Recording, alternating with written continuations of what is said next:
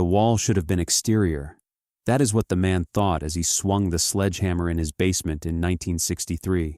His home sat in Derinkuyu, a town in the Nevşehir province of central Turkey, and he was renovating. The wall was not load-bearing. The plans said it could come down. The plaster cracked, then the brick beneath it. On the third swing, the sledgehammer punched through into empty space, not the kind of hollow you find between walls, the kind that echoes. He widened the hole, brought a lamp. On the other side was a room carved directly into stone, volcanic tuff, the soft rock that formed the bedrock of the region. The room was maybe 3 meters square. The ceiling was vaulted. In the far wall, another opening. He stepped through, a tunnel, not built, carved. The walls showed chisel marks, thousands of them, overlapping in a pattern that suggested multiple workers over a long period. The tunnel descended at a shallow angle. He followed it for 10 meters before it opened into a second room, larger than the first, with 3 more tunnels leading away from it. He took the middle tunnel. It dropped more steeply. His lamp caught something in the ceiling, a shaft, perfectly circular, running upward into darkness, 50 centimeters in diameter, too regular to be natural. He put his hand near it and felt air moving, not stale, fresh. At the bottom of the third tunnel, the space opened into something he could not immediately comprehend. A chamber 5 meters high, carved alcoves in the walls, dozens of them, stone troughs on the floor, more tunnels. He counted 7 before his lamp began to gutter. He marked the wall with chalk and went back the way he came. He reported it the next day. The authorities came, then archaeologists from Ankara. They brought better lights, surveying equipment, and a growing sense that what lay beneath this ordinary home was not ordinary at all. By the end of the first week, they had mapped 4 levels. By the end of the first month, they understood they had found a city that went down instead of up. 8 levels have been fully excavated. They reach a depth of approximately 85 meters below the surface. The lowest confirmed level contains evidence of tools, storage, and structural reinforcement suggesting the city continued even deeper. But below level 8, the tunnels are blocked, deliberately sealed with rubble and stone. No excavation has been authorized to go further. The official estimate is that the city, at the levels we can access, could house 20,000 people. The unofficial estimate is that no one knows how many could fit in the levels we cannot. You are watching the Ember Hour. We examine the moments in history where the record breaks, where documentation stops and speculation begins, where what happened is less strange than what might still be happening. This is one of those moments. Cappadocia sits in central Anatolia. The landscape is volcanic. Millions of years ago, Mount Erciyes and Mount Hasan erupted, covering the region in ash and lava. The ash compressed into tuff, a stone soft enough to carve with bronze tools but hard enough to hold its shape for millennia. Wind and water eroded the surface into formations the locals call fairy chimneys. Tourists photograph them. But the real story of Cappadocia is not what erosion created above ground. It is what humans created below it. Derinkuyu is not alone. Within a 30-kilometer radius, archaeologists have identified at least 36 underground cities. Not basements, not cellars, cities. Gorim has 5 levels. Kaymakli has 8. Ozkanak has 10. They are connected by tunnels, some stretching for kilometers beneath the earth. Derinkuyu is the deepest and the largest, and the one we understand the least. The name Derinkuyu means deep well in Turkish. The modern town has 11,000 residents. Most of them live directly above rooms and tunnels they have never seen. In the 1960s, after the initial discovery, the Turkish Department of Culture conducted a systematic excavation. They worked from the top down. Level 1 contained storage rooms and stables. Evidence suggests animals were kept there: sheep, goats, possibly cattle. The ventilation shafts would have carried smoke and odor upward, away from the inhabited levels below. Level 2 held living quarters, small rooms 2 to 3 meters square carved in clusters around central corridors. No windows, no decoration. Functionality was the only design principle. Each room had a niche carved at shoulder height. Archaeologists believe these held oil lamps. Soot patterns on the ceilings confirm sustained burning. The smoke was drawn into the ventilation system, the same shafts that brought fresh air down from the surface. Level 3 contained what excavators identified as a chapel, a cruciform room with an apse carved into the eastern wall. Christian symbols, including crosses and fish, were etched into the stone. This has led to the dominant theory that the city was expanded and used by early Christians fleeing Roman persecution. But the symbols are not original to the carving. They were added later, scratched into stone that was already ancient when Christianity arrived in the region. One symbol stands out, a fish carved more deeply than the others, facing downward rather than upward. Most Christian ichthys symbols point up toward heaven. This one points down, toward the unexplored levels. Archaeologists have noted it but have not explained it. Levels 4 and 5 are administrative and communal. Large rooms, stone benches carved into the walls, basins for water collection. The ventilation system at this depth is more complex. Shafts branch and rejoin. Airflow was not passive. Someone designed a system that could move breathable air to 20,000 people living as far as 85 meters underground. Level 6 held what the excavators called a school, a large room with bench seating carved in tiers. Across the corridor, a winery, stone presses, fermentation vats carved into the floor, storage jars still in place when the archaeologists arrived. Empty, but residue analysis confirmed wine production. The question is not whether they made wine. The question is why a city built for survival needed a winery. Levels 7 and 8 show signs of long-term occupation, sleeping quarters, kitchens with hearths vented through dedicated shafts, a conference room on level 7 with seating for 50 people, and throughout every level, the doors, massive circular stones, some weighing half a ton, designed to roll across tunnel entrances and seal them from the inside. Each door has a small hole in the center at eye level. You could see out, but no one could easily break in. Below level 8, the tunnels narrow, then they stop.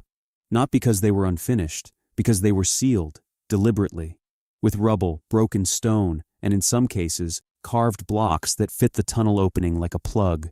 Ground-penetrating radar has confirmed that voids exist below the seal. How many, how large, and what they contain is unknown. The ventilation system is the key to understanding Derinkuyu. 52 shafts have been mapped. They run from the lowest excavated level to the surface. The main shaft is over 70 meters deep. The engineering required to design this system predates the Roman era, possibly by centuries. Air enters through surface openings disguised as wells. The shafts widen as they descend, allowing cooler air to drop and warmer air to rise. At each level, smaller shafts branch off, distributing air to living quarters, kitchens, and animal pens. The system is passive, no pumps, no fans. It relies entirely on temperature differential and careful geometry.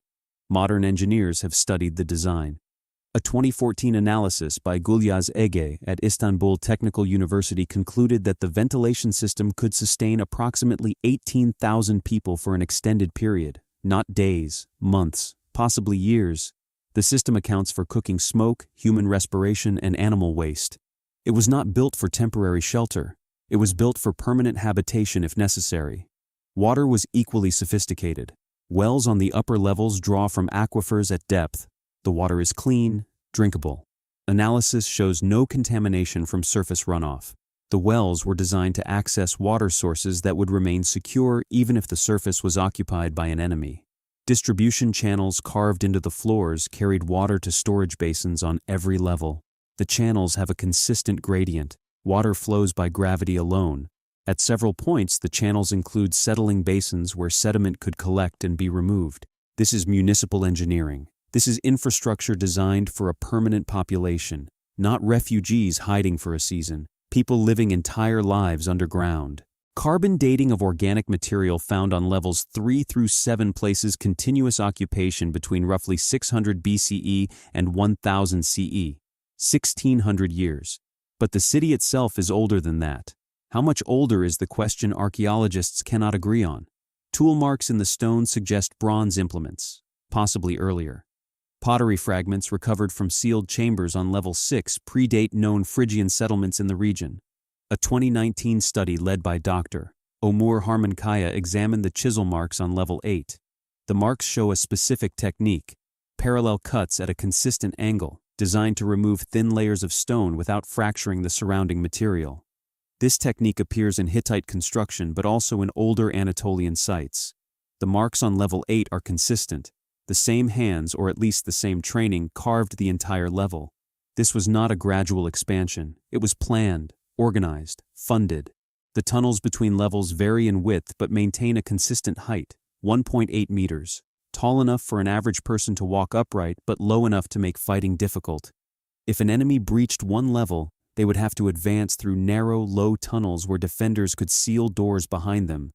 The city is a defensive structure, but defending against what is the question that matters? In 1969, 6 years after the initial discovery, an excavation team working on Level 7 found something that complicated every theory about Derinkuyu: a sealed chamber, not blocked with rubble like the tunnels below Level 8, sealed with a carved stone door that fit perfectly into the tunnel entrance. The door had no handle, no visible mechanism. It could only be opened from the inside. It took 3 days to remove the door without damaging it. When they finally pulled it free, the air that escaped was stale, but not foul. The chamber beyond was small, 4 meters square, empty except for a stone bench carved into one wall and a single oil lamp niche. On the floor, a layer of dust. In the dust, footprints. The footprints were bare, adult-sized. They crossed the room from the entrance to the bench, sat, then returned to the entrance. The dust layer was thick enough that the prints were clearly defined. They had been there a long time, but not thousands of years. Dust that old would have compacted. These were centuries, not millennia. On the bench, carved into the stone with a sharp implement, was a single line of text. The script was Greek, Byzantine-era Greek specifically.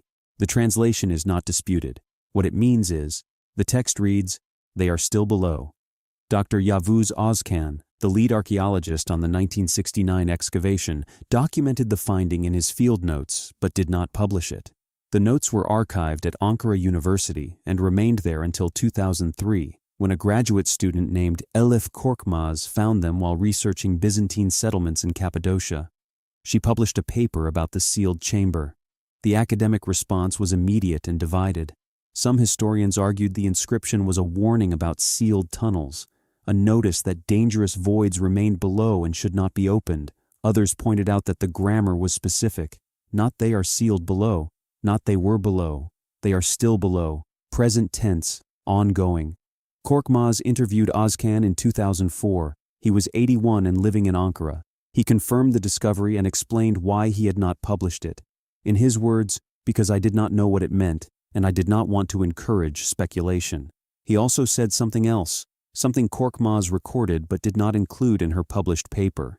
She shared it in a 2018 interview with Turkish Archaeology Quarterly. Ozkan told her that when they opened the chamber, they heard something. Not immediately, hours later, after they had documented the room and moved on to excavating an adjacent tunnel. A sound from below, through the stone, rhythmic, repeating every 30 seconds or so. He described it as tapping, deliberate, not like settling rock or shifting earth, like someone signaling. He said they stopped work and listened for 20 minutes. The sound continued, then stopped. They resumed excavation.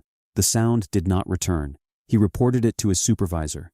The decision was made to seal the chamber again and halt excavation below level 7 until further analysis could be completed. That analysis was never funded. The chamber remained sealed. In 2012, a geological survey team from the University of Zurich used ground-penetrating radar to map the voids below level 8. The results were published in the Journal of Archaeological Science. They confirmed at least 3 more levels, possibly 5. The voids are structurally intact. They are not collapsed tunnels or natural caves. They are rooms, carved, intentional, and they extend to a depth of at least 135 meters below the surface. One void stands out in the radar data.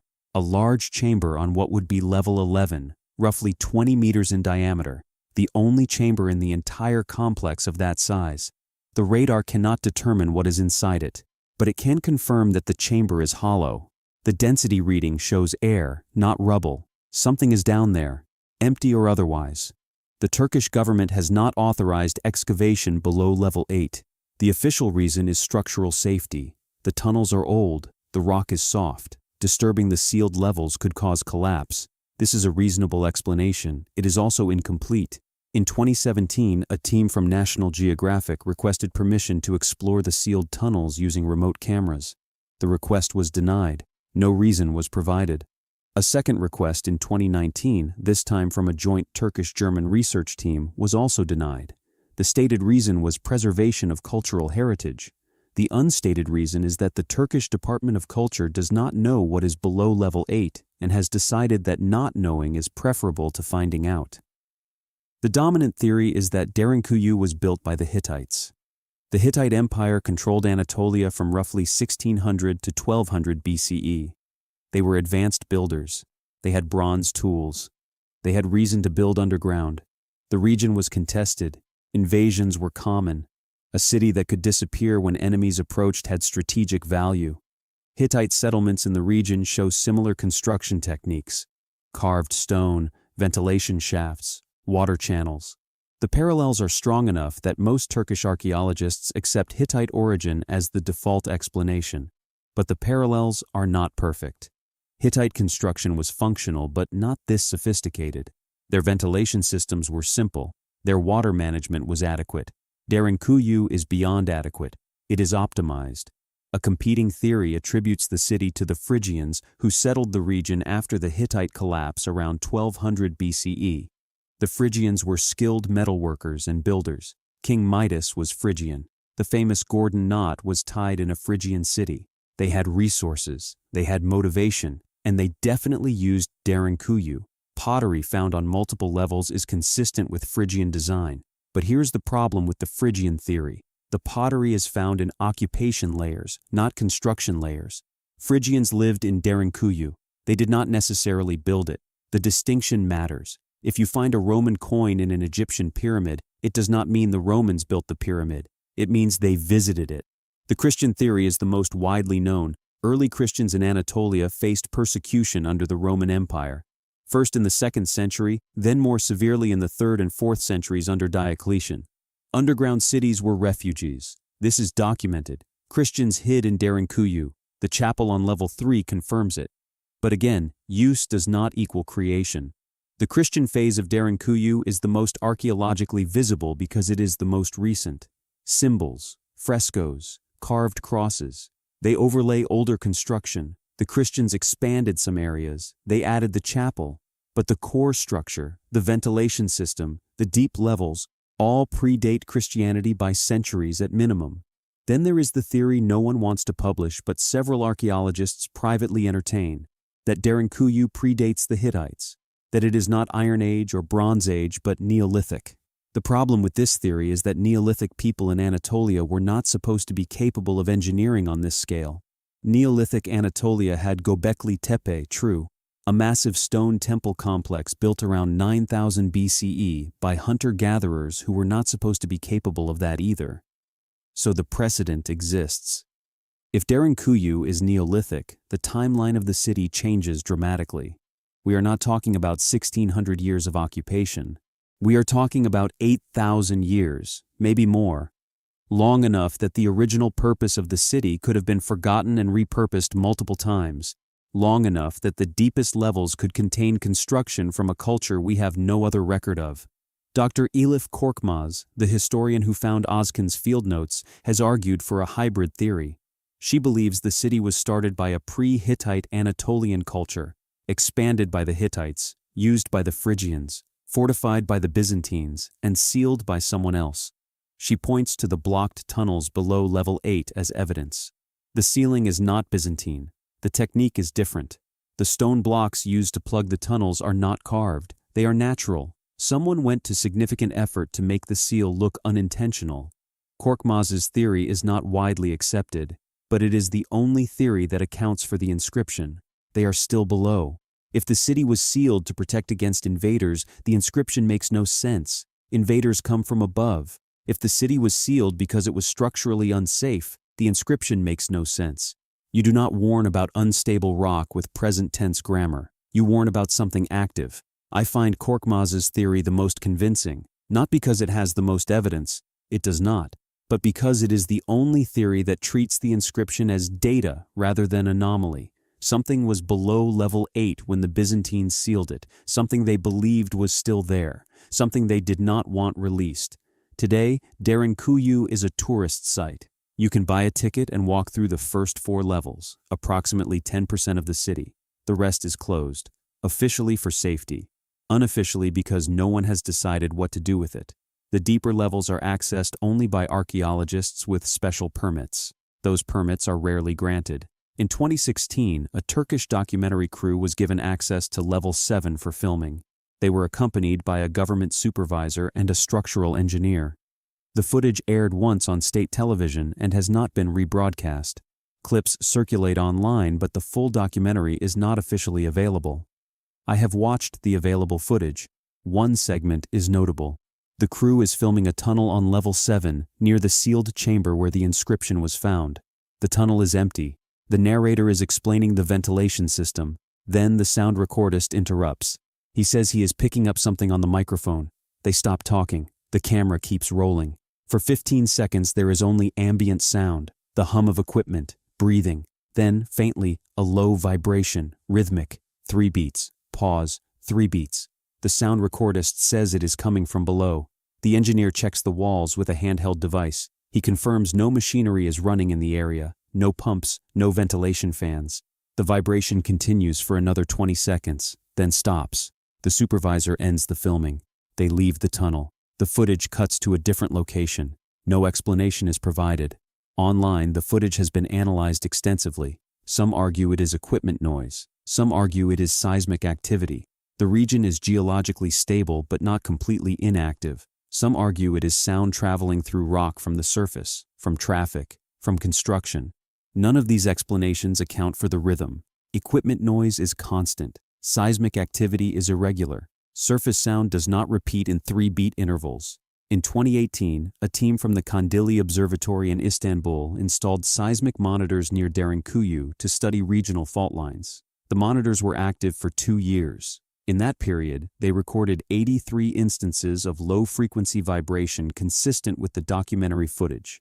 The vibrations occurred at irregular intervals, weeks apart, always between 2 and 4 in the morning, always lasting less than a minute, always originating from a depth consistent with level 11 or below.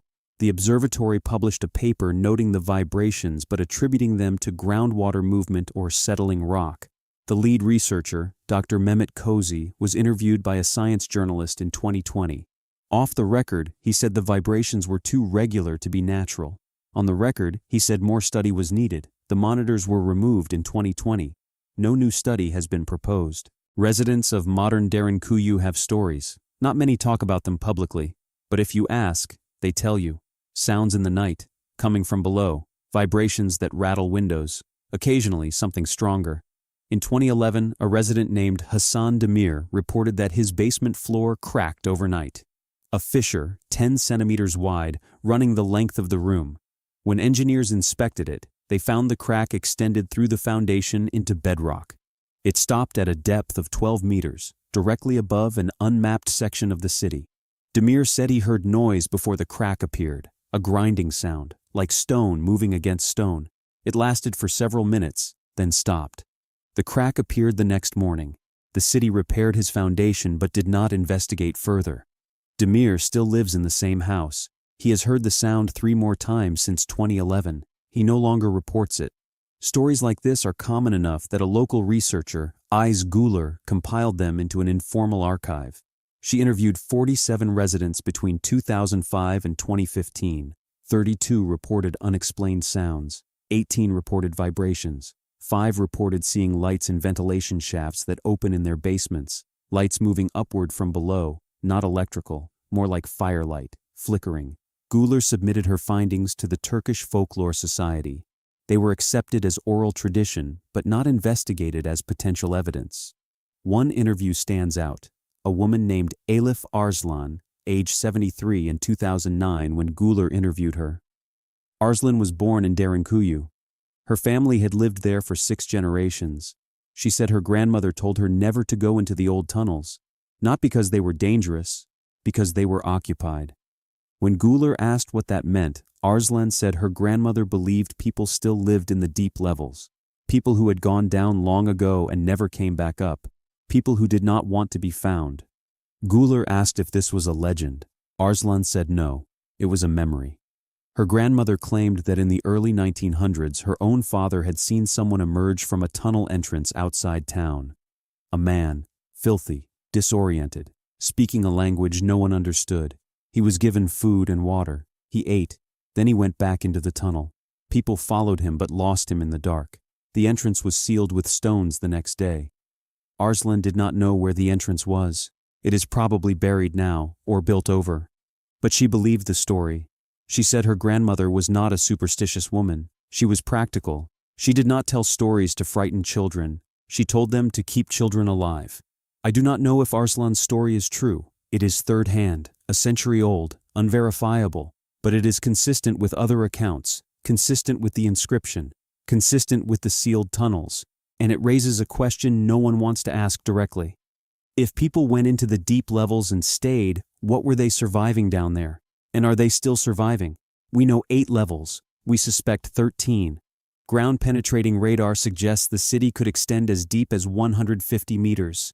That is the depth of a 40-story building, inverted, carved by hand from volcanic stone over centuries or millennia, housing 20,000 people in the sections we can access, housing an unknown number in the sections we cannot. We do not know who built the deepest levels. We do not know when. We do not know why they sealed them. We do not know what the inscription means. We do not know what causes the vibrations recorded by seismic monitors. We do not know if the sounds residents report are geological or something else. We do not know what lies in the chamber on level 11 that is 20 meters across and structurally intact. We know someone carved a warning in Byzantine Greek 1500 years ago. They are still below. We know the person who carved it sealed themselves in a chamber to do it. We know they left footprints walking to a bench, sitting, then returning. We know they did not leave through the door. It was sealed from the inside. We do not know where they went. The Turkish government maintains that excavation below level 8 is prohibited for structural reasons. This is a sufficient explanation. It may even be the true explanation, but it does not address why remote exploration has been denied.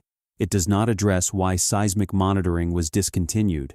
It does not address why the 2016 documentary has not been rebroadcast, and it does not address the question that matters most. If the deep levels are empty, why seal them? If they are not empty, what is down there? 20,000 people could live in the levels we know about. The levels we do not know about are larger, deeper, more complex. If they were designed to the same standard as the upper levels, they could house more. How many more is speculation? But the infrastructure exists. The ventilation, the water, the architecture of permanent survival. It was built for a reason, and someone decided that reason required going deeper than 85 meters, deeper than 100 meters, possibly deeper than we have confirmed with any instrument. In the end, Derinkuyu is a question we have chosen not to answer. We could excavate. We could explore. We could unseal the tunnels and map the voids and determine what is or is not on level 11. We have the technology. We have the expertise. What we do not have is the certainty that we want to know. And in the absence of certainty, we have decided to leave the deep levels as they are. Sealed, unexamined. A city beneath a city beneath a city. Occupied once, possibly still. 20,000 people lived in the light. How many lived in the dark is not a question we have asked officially, but it is the question that remains. This case remains open.